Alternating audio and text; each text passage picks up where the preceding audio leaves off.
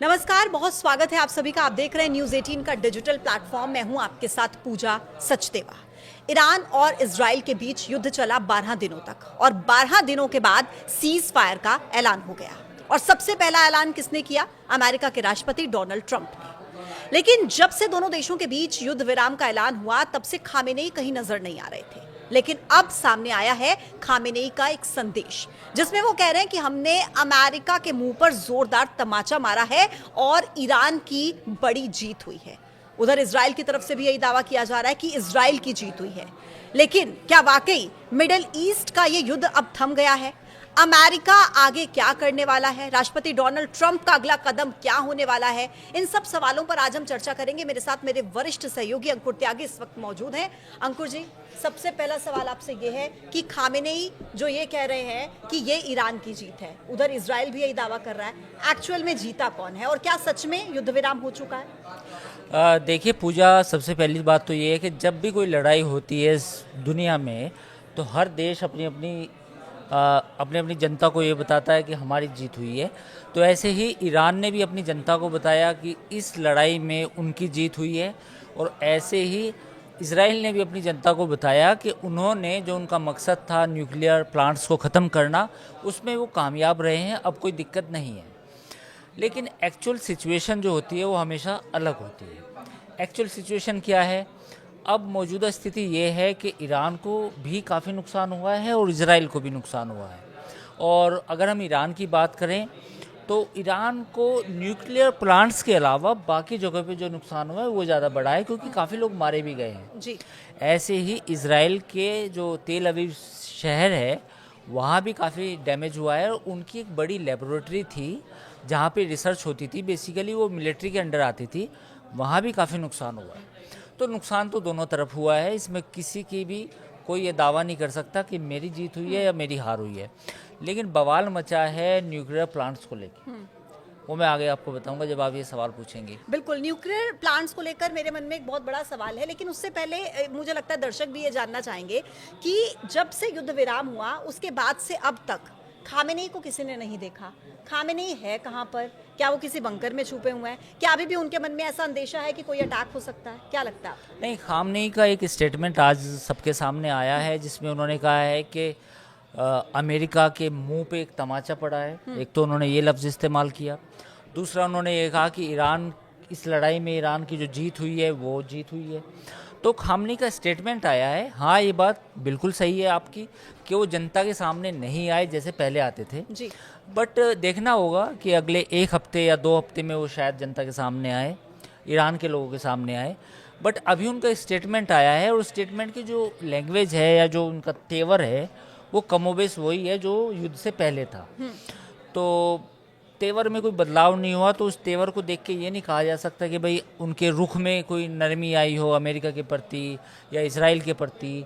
तो ऐसा कुछ दिखाई नहीं दे रहा। लेकिन अंकुर जी, ये भी कहा जा रहा है कि खामेनेई की तरफ से जो स्टेटमेंट दिया गया उसमें उन्होंने ये भी कहा है कि आगे भी युद्ध हो सकता है, आगे भी हमला किया जा सकता है। हाँ बिल्कुल, जो उन्होंने स्टेटमेंट दिया है उसमें उन्होंने साफ तौर पे कहा है कि हम आगे भी अमेरिका के बेस को निशाना बना सकते हैं, हम आगे भी इजराइल को निशाना बना सकते हैं। तो जो पहला सवाल आपने पूछा था बिल्कुल वहीं घूम के आगे कि लड़ाई अभी ख़त्म नहीं हुई है, दोबारा से हो सकती है, कभी भी हो सकती है, 2 4 6 महीने बाद या 1 साल बाद। और ये अब पूरी दुनिया में यही तनाजुर कह लें या एक तरह से यही तकाजा कह लो। मतलब रूस यूक्रेन की लड़ाई ख़त्म नहीं हुई, ऑपरेशन सिंदूर भी अभी जारी है। और ईरान ने भी अब कह दिया कि भाई हमारी जिसके साथ लड़ाई थी इजराइल और अमेरिका के साथ जो भी थी वो भी जारी है। तो मतलब सब कुछ जारी है, अभी सब कुछ चल रहा है। हाँ, लेकिन अब अगर मैं अमेरिका के राष्ट्रपति डोनाल्ड ट्रंप की यहाँ पर बात करूँ, उनको बीच में लेकर आऊँ, देखिए जब से सेकेंड इनिंग्स स्टार्ट हुई है डोनाल्ड ट्रंप की, बहुत अनप्रिडिक्टेबल से नजर आते हैं। उन्होंने पहले क्या किया कि परमाणु स्थानों पर निशाना बनाया ईरान के, फिर उसके बाद खुद ही वो युद्ध विराम का भी ऐलान कर देते हैं। क्या चाहते हैं ट्रंप? क्या लगता है?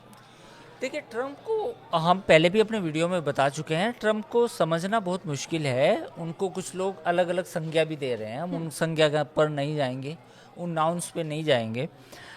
डोनाल्ड ट्रंप बेसिकली, लेकिन डोनाल्ड ट्रंप एक चीज़ है कि वो हर चीज़ को व्यापार के तौर पर देखते हैं। उनकी एक किताब है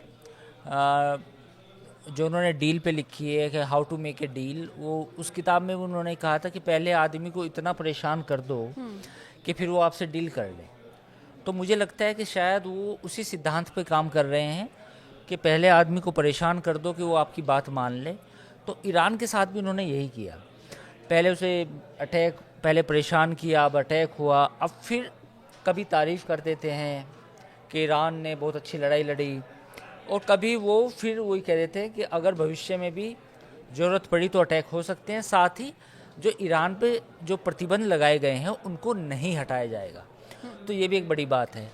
तो ट्रम्प को समझना मुश्किल ही नहीं, नामुमकिन है, लेकिन एक चीज़ समझिए कि ट्रम्प को मालूम है कि वो क्या कर रहे हैं, क्योंकि वो बैक ऑफ द माइंड वो चलता रहता है।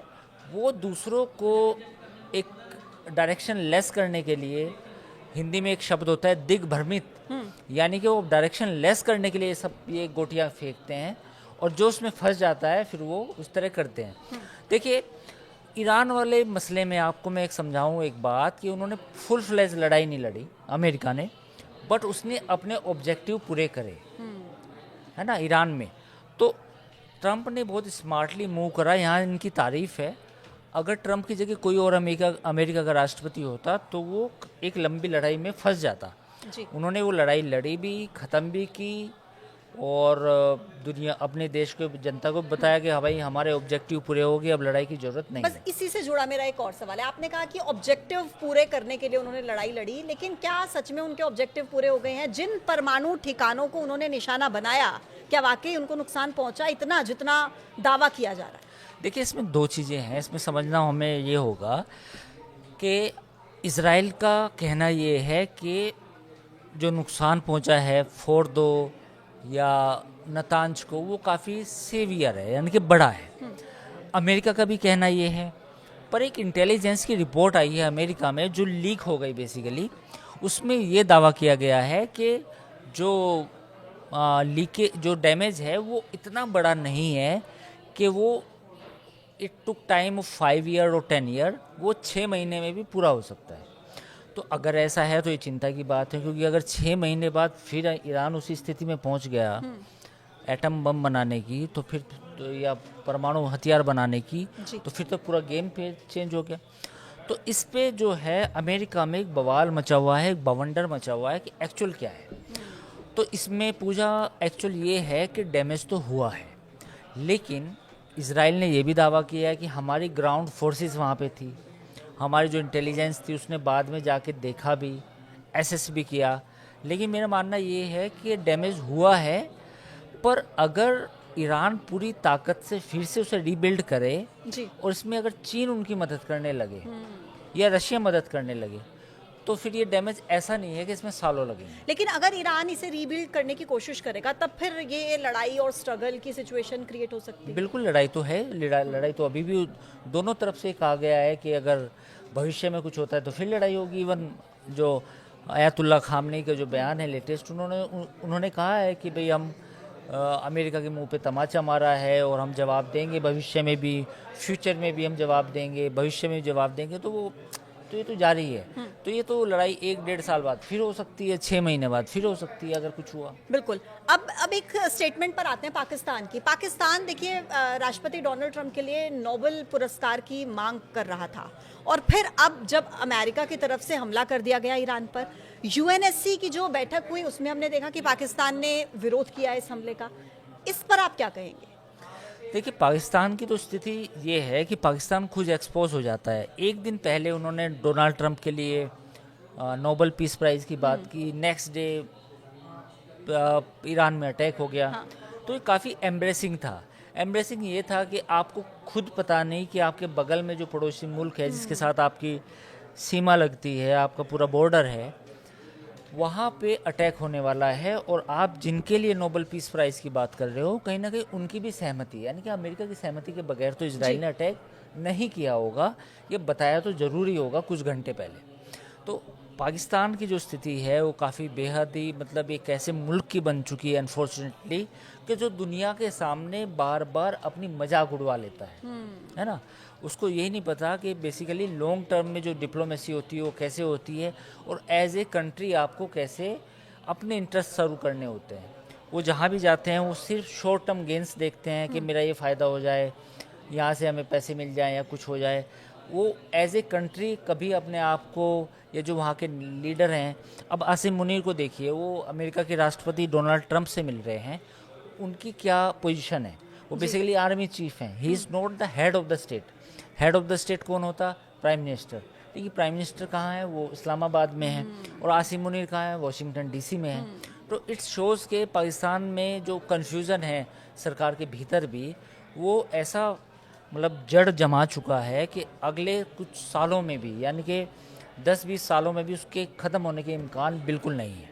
ठीक है, और एक आखिरी सवाल, अभी फिलहाल मिडिल ईस्ट में आप किस तरीके की सिचुएशन देख रहे हैं? देखिए मिडिल ईस्ट में अभी सिचुएशन कूल डाउन है, नो डाउट।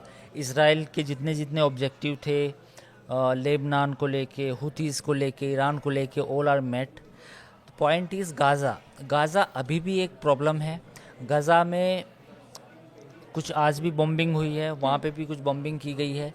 तो वहाँ पे ये मसला गाज़ा का जल्दी सॉल्व हो तो उसके बाद चीज़ें बेहतर की तरफ बढ़ सकती हैं। ठीक है, चलिए बहुत बहुत धन्यवाद अंकुर जी आपका। Thank और आज के इस पॉडकास्ट में इतना ही, फिर होगी मुलाकात एक नए वीडियो के साथ। कैसा लगा आपको कमेंट बॉक्स में ज़रूर बताइएगा, लाइक कीजिएगा, शेयर कीजिएगा। देखते रहिए न्यूज़ 18। नमस्कार।